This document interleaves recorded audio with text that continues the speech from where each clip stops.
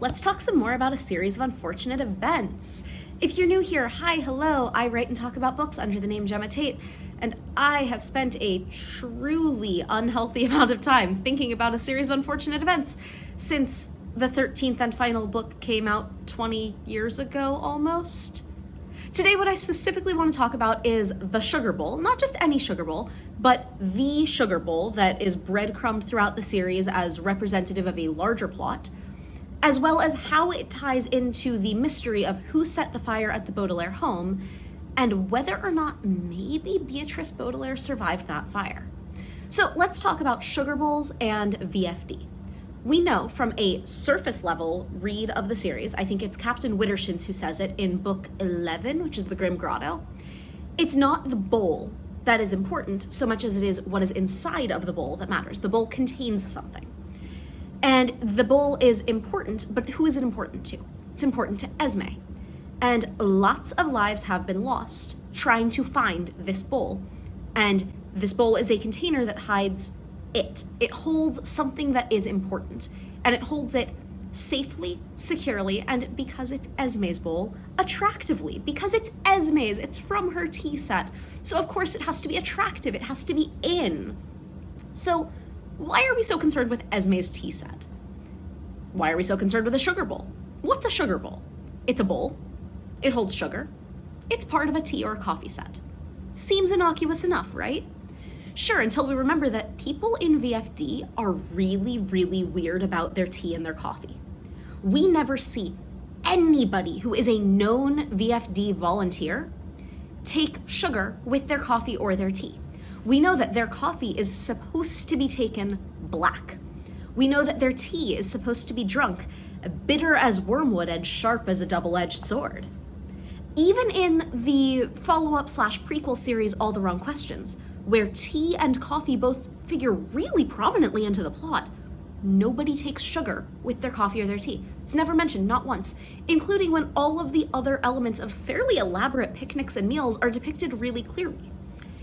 And in book 10, The Slippery Slope, Olaf, who is a volunteer, he is affiliated with VFD, even if he's on the opposite side of the schism from the ones that we're supposed to see as the good guys, he literally flips a table, which is difficult, and the table is a picnic blanket, when somebody asks for sugar with their coffee. We also know that asking for sugar is like a code phrase. Like, it triggers Olaf like he's a freaking sleeper agent. And we also know that Kit Snicket brings a picnic to meet the Baudelaires, and she refers to sugar bowls as a Vessel For Disaccharides, VFD, but also a sugar bowl as an integral element to how VFD conducts operations. And the reason why I say that volunteers are trained not to take sugar is because I went through 13 books and noted every time that we see somebody drinking tea or coffee with or in front of the Baudelaires, Kit, Frank, or maybe Ernest, Hector, Olaf, Justice Strauss, Monty, and if we're counting All the Wrong Questions, Lemony and company, all of them either offer or consume tea and coffee, and none of them take sugar with theirs or offer it to anybody else. The other thing that we learn from Kit is that the picnics travel separately. The picnics, many of which, by the way, include settings that you'd think would account for wanting to have sugar with them, like having tea or coffee at the table. And we know that the picnic is supposed to travel separately from the agent, which is weird. And they talk about it like the picnic itself is an asset, like somebody trying to intercept the agent and their picnic would, in trying to get the agent, get the picnic and the agent would get away, or would intercept the picnic, but at least the agent would get away. So this really heavily implies that either picnics or sugar bowls or both are coded phrases for either spying or passing on information. And we also know, courtesy of, again, book 10, The Slippery Slope, tea and or coffee are served at lots of VFD functions. I believe the specific quote is, "A tea set would be a handy place to hide anything important." Like, I don't know, a microphone, which VFD agents would know if there was a microphone in the sugar bowl to not touch or disturb the sugar bowl. It's why none of them would take sugar, lest they give away the secret. We also know from a combination of the Beatrice letters and the unauthorized biography that by the time we get around to the Baudelaire kids being like old enough to be wandering around doing anything, that sugar bowls have gone out of style. So why have sugar bowls gone out of style? Two potential reasons. One, their method has been discovered. Sugar bowls are no longer particularly discreet because people now know to look inside them and go, oh, a microphone, I'm being recorded. And option two, which not mutually exclusive, Esme's sugar bowl has gone missing. And so they have to take all of them out of circulation in order to find hers. But we know why Esme's sugar bowl has gone missing, and it's because Beatrice stole it. And the circumstances of her stealing that sugar bowl led directly to the death of Olaf's dad, which furthered the schism, and ultimately leads us right to where the series begins at the bad beginning, when the Baudelaire house burns down. Hint for later, by the way, I don't think that Olaf did it. Stay tuned for what's up with that. Now, we do have like half of an answer as to what's in the sugar bowl from the penultimate peril. We have a couple of options here. One, it could contain medusoid mycelium. Two, it could contain the cure to medusoid mycelium, which is, as implied in book 13, the end, either horseradish or the seeds of a horseradish and apple hybrid plant so that the cure can be grown elsewhere. But I think that we also have to take into account what we're dealing with here, because on the one hand, VFD is a cult of spies, and they're really, really widespread. And the implication that I actually really like from this series is that it's not just VFD. There are all kinds of these groups, maybe hundreds of these groups, scattered around their globe.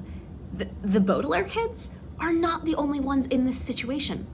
There are dozens, maybe even hundreds of people in exactly their situation whose lives have been totally screwed up by what seems like a cool, heroic spy organization, but is like maybe a cult, and maybe the ones who are the good guys are not actually that good because like this is an organization that is clearly funded by the fortunes of children with mysteriously disappearing parents. So I don't totally buy the idea that the sugar bowl is as neatly explained as it seems to be in book 13. Part of the reason for that is reason two. Daniel Handler loves a useless plot device that is absurd for absurdity's sake. And it could totally just be that the reason the sugar bowl is important doesn't have anything to do with what's inside of it. Nobody knows what's inside of it, including Esme, and like she just wants it back. But number three, the reason why I don't think that that's what's going on here is because we know that somebody has evidence that would clear somebody else's name, like a record of a confession that could have been stored in a microphone or a recording device in a sugar bowl. And there are a couple of places where a confession would clear somebody's name. We know that Esme's house has a tunnel to the Baudelaire home.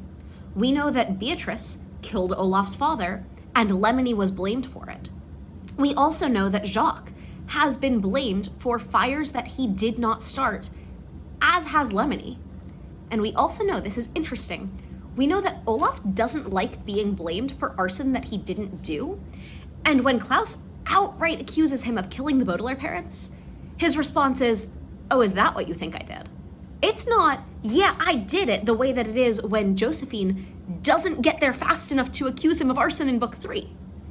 Because she starts listing off, things that he's done that he should absolutely be in jail for, and he goes, oh, well, don't forget arson. But when Klaus gets around to an active accusation, Olaf, who has nothing to lose, doesn't own up to it. And all of this, to me, points to the sugar bowl containing any of the following, really. I think the most likely is that it is Beatrice's confession to the poison darts and having killed Olaf's father, which would clear Lemony's name. There's a teeny tiny possibility that it holds the information that would have given Esme a motive to set the Baudelaire fire, which would clear Olaf's name and it would give the Baudelaire kids an answer. I don't really like that theory so much. I sort of came up with it and then I wrote it down and then I crossed it out. I don't love it because, one, why would Esme be looking for her own tea set? Like, why would her confession be on that? Why would Beatrice have it? Whatever. I think the most likely is that it's Beatrice's confession.